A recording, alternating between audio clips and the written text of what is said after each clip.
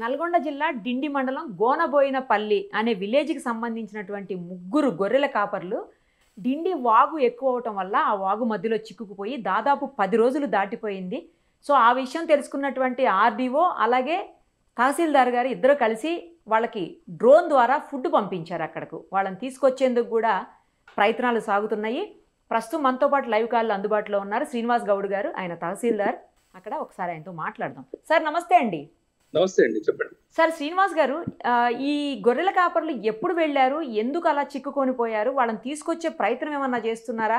కానీ అప్రిషియేట్ చేయాల్సిన విషయం ఏంటంటే వాళ్ళకి ఫుడ్ మీరు డ్రోన్ ద్వారా పంపించారు అని తెలిసిన తర్వాత బాగా అనిపించింది సార్. అందుకే మిమ్మల్ని కాంటాక్ట్ చేశాము. ఒక మంచి పని అంటే అట్లీస్ట్ వాళ్ళకి ఫుడ్ అన్న అందజేయగలిగారు. తీసుకొచ్చేదానికి టైం బట్టే ఉన్నా కూడా ఫుడ్ అయితే ఇవ్వగలిగారు కదా. ఫస్ట్ ఇంపార్టెంట్ ఫుడ్డే కాబట్టి అది ఇవ్వగలిగారు మీరు. సో దానికోసమే అడుగుతున్నాం. ఎప్పుడు వెళ్ళారు వాళ్ళు, మీకు ఎలా తెలిసింది సార్? అసలు వాళ్ళు ఒక 10 days అయిందండి వెళ్ళి అక్కడికి.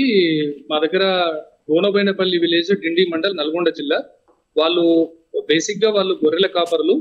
వాళ్ళు రెగ్యులర్ గా అక్కడికి అంటే మాకు మధ్యలో డిండి రివర్ ఉంటుందండి. ఇట్లా డిండి ఓవర్ఫ్లో అయినప్పుడు వాటర్ కిందికి వెళ్తుంది, నాగార్జున సాగర్ వెళ్తుంది.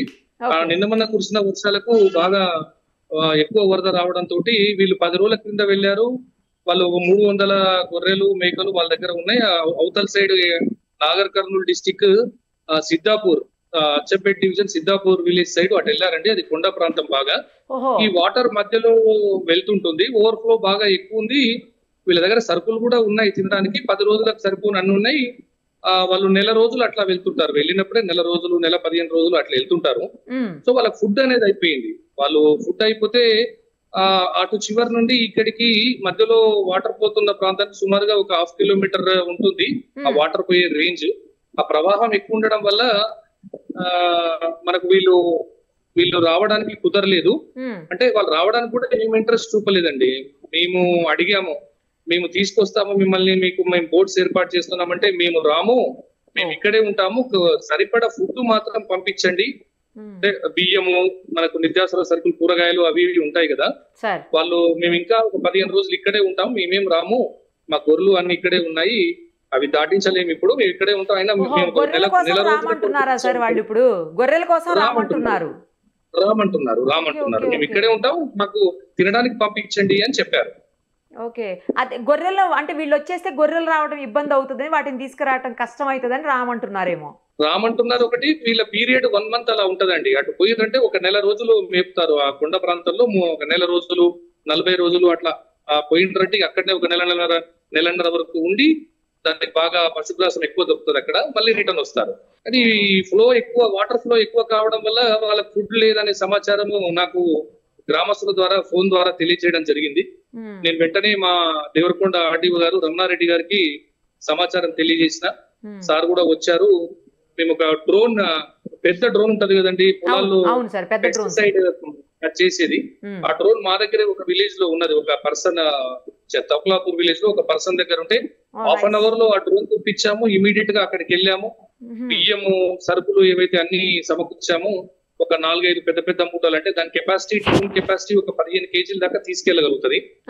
సో దానికి మేము చేసి ఆ కౌతలకి పంపించడము, అట్లా ఒక 4-5 trips పంపించాము. వాళ్ళకి సరుకులు అందినాయి, వాళ్ళంతా సేఫ్ గా ఉన్నారు, ఏం ప్రాబ్లం లేదు. వాళ్ళకు దినచర్య మేడం, ఇవన్నీ దినచర్యనే వాళ్ళకి.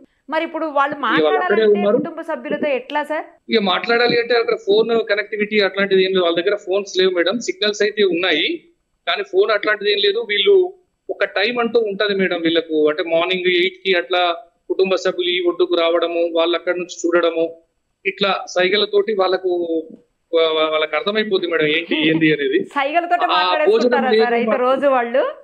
Compulsory madam. డైలీ వాళ్ళు ఒకసారి పోతారు, వాళ్ళ ఫ్యామిలీ మెంబర్స్, భార్యలు గాని పిల్లలు గాని పోతారు, మాట్లాడతారు, చెప్తుంటారు. అదే వాళ్ళ చేతి సైగలతోటే అర్థం చేసుకుంటారు. ఇలా ఈ తినడానికి అయిపోయింది అని తెలియజేయడం వల్లనే అక్కడ నుంచి నాకు ఫోన్ రావడం జరిగింది. వెంటనే మేము ఒక 1 hour లోనే రీచ్ కావడము, వాళ్ళకి సరుకులన్నీ అందించడము అన్ని జరిగాయి మేడం. మరి ఇప్పుడు మీరు రైస్, వెజిటబుల్స్ ఇస్తే ఎలా సార్? అక్కడనే వండుకొని తింటారా? వాళ్ళకి మరి వండుకుంటారు మేడం. అంటే ఇక ఫారెస్ట్ ఏరియానే కదా, కట్టెలు, రాళ్ళు సమకూర్చుకుంటారు. వాళ్ళ దగ్గర అన్ని ఉంటాయి మేడం. పడుకోవడానికి గిన్నెలు ఉంటాయి, వాళ్ళు నైట్ టైం పడుకోవడానికి వాళ్ళకి అన్ని బ్లాంకెట్స్, రెయిన్ కోట్స్ అన్ని ఉన్నాయి మేడం వాళ్ళ దగ్గర.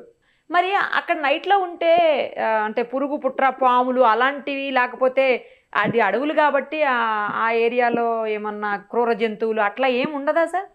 క్రూర జంతువులు ఏముండవు మేడం, కాకపోతే నల్లమల్ల ఫారెస్టే. బట్ ఇక అన్ని చోట్ల ఆ ఏరియాలో మీరు అన్నట్టుగా ఉంటాయి మేడం, అవన్నీ ఉంటాయి. కానీ వాళ్ళు పెరిగినటువంటి వాతావరణమే అది మేడం, వాళ్ళకి అంతా అలవాటే మేడం. ఆ ప్రాంతంలో జీవించే వాళ్ళే వాళ్ళకి అన్ని అలవాటే మేడం. వాళ్ళ దగ్గర అన్ని ప్రికాషన్స్ కూడా ఉంటాయి. వాటి ఎలా సేవ్ చేసుకోవాలో కూడా తెలిసినేమో వాళ్ళకి. తెలుసు మేడం, వాళ్ళకి తెలుసు మేడం, వాళ్ళ దగ్గర అన్ని ఉంటాయి.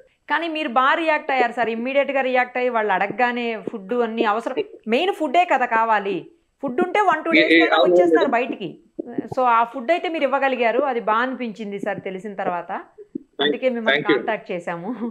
వాళ్ళు ఏమన్నా పిక్స్ ఉన్నాయా సార్ మీ దగ్గర? డ్రోన్ ఏమన్నా ఫొటోస్ కానీ వీడియోస్ కానీ తెచ్చిందా? ఉన్నాయి మేడం. డ్రోన్ మేము పంపించినటువంటి డ్రోన్స్ పిక్స్ అన్ని ఉన్నాయి మేడం. డ్రోన్ ద్వారా మేము పంపించినటువంటి వీడియోస్, అక్కడ ఫొటోస్, కానీ వాళ్ళ ఫొటోస్ మనము క్యాప్చర్ చేయలేకపోయాం మేడం, ఎందుకంటే వాళ్ళు చాలా దూరం ఉంటారు. వీడియోలో కనబడతారు, వీడియోలో కొంచెం కనిపిస్తారు, జూమ్ చేస్తే కనబడతారు.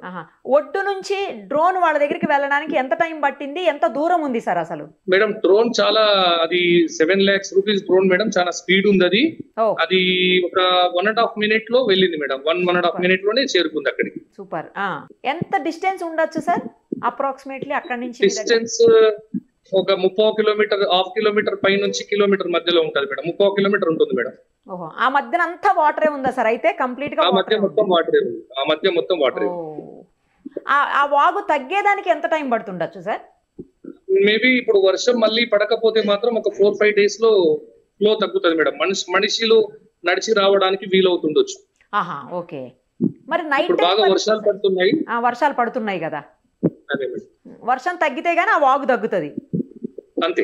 అప్పుడు వాటర్ ఫ్లో తగ్గిపోతే రావడానికి ఛాన్స్. వాటర్ ఫ్లో తగ్గిపోతే, ఒకవేళ వాటర్ ఫ్లో తగ్గినా కూడా వాళ్ళ పీరియడ్, అనుకున్న పీరియడ్ అయిపోయిన తర్వాతనే వాళ్ళు యువతలకు వస్తారు మేడం, వాళ్ళ దగ్గర ఫుడ్ ఉన్నప్పటికీ. ఓహో, ఇప్పుడు మరి night time sir, night time పరిస్థితి ఏంటి? అక్కడనే ఉంటారా వాళ్ళు నైట్ లో కూడా? ఎప్పుడు అక్కడే ఉంటారు మేడం. వాళ్ళు ఇక కొంచెం మంటలాగా పెట్టుకోవడము, ఏదైనా జంతువులు రాకుండా మంటలాగా పెట్టుకోవడము, వాళ్ళు చలికి కొంచెం ఆగడం కోసము, అట్లా వాళ్ళ ప్రికాషన్స్ వాళ్ళకు ఉంటాయి మేడం. Okay okay.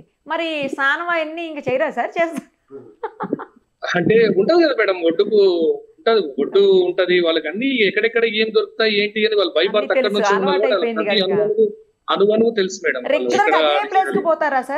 అదే ప్లేస్ పోతారు. అది సుమారుగా ఎట్లా ఉందంటే మేడం, అది 2 పాయలుగా ఉంది. ఇప్పుడు ఇటు సైడ్ విలేజ్ సైడ్ ఉన్న పాయ చాలా పెద్దది, 1/2 kilometer కంటే రేంజ్ ఎక్కువ ఉన్నది. అవతల పక్క కూడా ఉంది, అది విడ్త్ తక్కువ ఉంది కానీ డెప్త్ ఎక్కువ ఉంది. గుట్ట అనేది మధ్యలో ఉంది. సుమారుగా ఒక 100-150 ఎకరాల వరకు ఆ గుట్ట ఉంటది మేడం. అక్కడ పశువులు, మన ఈ మేకలు గొర్రెలు తినడానికి పశుగ్రాసం చాలా బాగుంటది అక్కడ.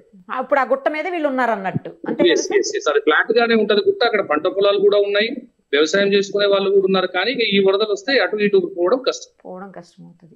సూపర్ సార్, ఏదైనా కూడా మీరైతే మంచి పని చేశారు. వెంటనే స్పందించి, అంటే క్విక్ గా రియాక్ట్ అవటం అనేది చాలా ఇంపార్టెంట్ సార్. అది రియాక్ట్ అయ్యి చేయగలిగారు కదా, లేకపోతే ఫుడ్ లేక కూడా వాళ్ళు ఇబ్బంది పడే పరిస్థితులు ఉంటాయి. ఆ రోజుకి అయిపోయిందని, ఆ రోజు మార్నింగ్ వాళ్ళు సిగ్నల్ ఇచ్చారు కాబట్టి మేము రియాక్ట్ అయ్యాం. అదే. అవును సార్, నాకు చిన్న డౌట్, వాడికి ఏదైనా హెల్త్ ప్రాబ్లం వచ్చింది అనుకోండి, అప్పుడు ఏంటి పరిస్థితి?